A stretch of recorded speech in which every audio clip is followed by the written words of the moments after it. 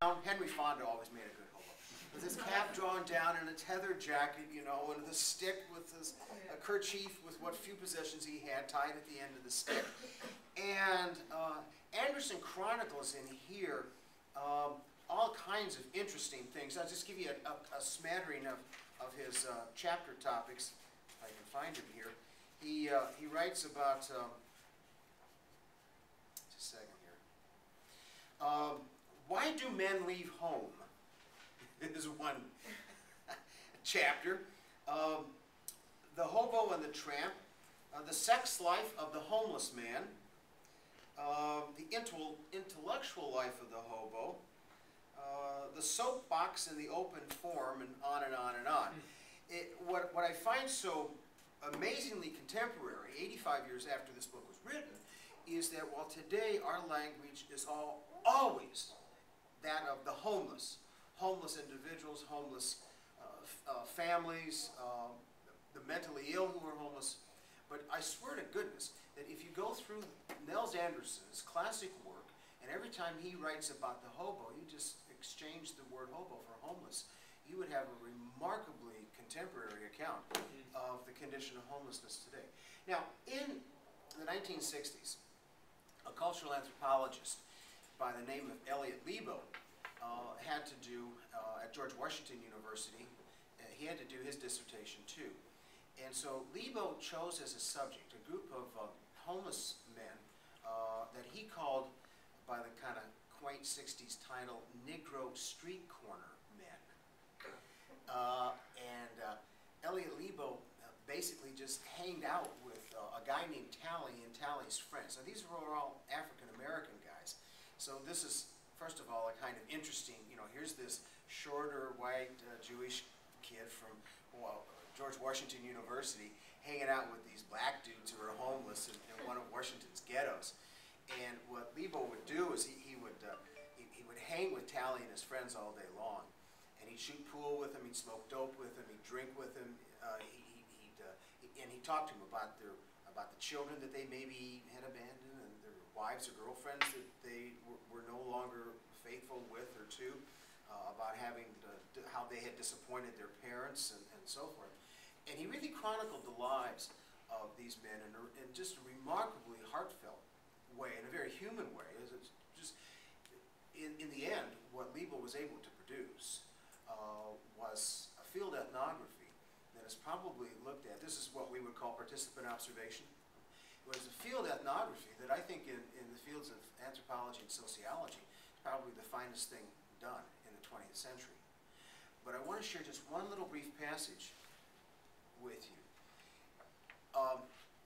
Sometimes, you know, we think about the homeless as though they inhabit a subcultural terrain which is so remarkably unique and different from normal conventional society, that their social relations, the processes of their social interaction, even their hopes and dreams are objectively different from those of us. And at one point, towards the end, as he's trying to say something about the world of the homeless, Lebo makes a very simple observation. The street corner man does not appear as a carrier of an independent cultural tradition.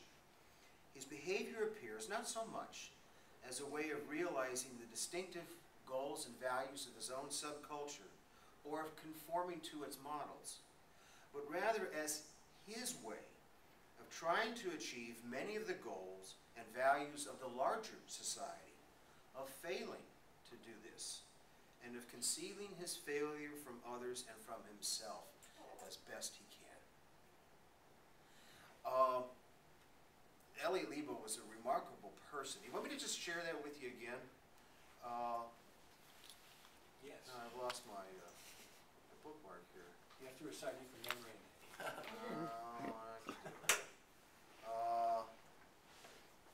Just a second. Let me just give this to you.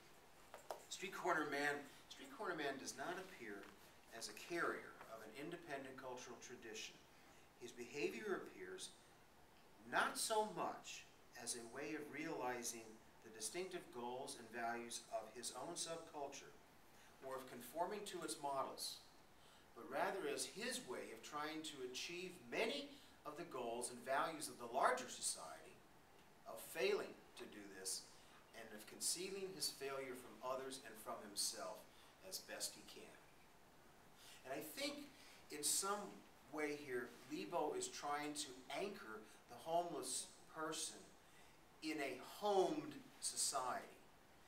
Trying to say, you know, you're not, this is a person, groups of people, who are not so radically different from you and I. And he's not talking about that just in terms of how maybe some people at the lower ranks of our class system are but 1 or 2 paychecks away from being homeless. I think he's talking about it in a much deeper, kind of soulful sense of the homeless man being something of a mirror image of the one who is homed.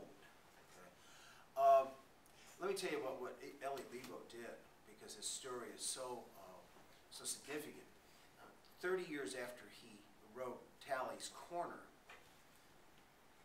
he paid a visit to his physician, and his physician bore him the unfortunate news that Lebo had cancer, and that while he didn't have, you know, this much time, he didn't have that much time.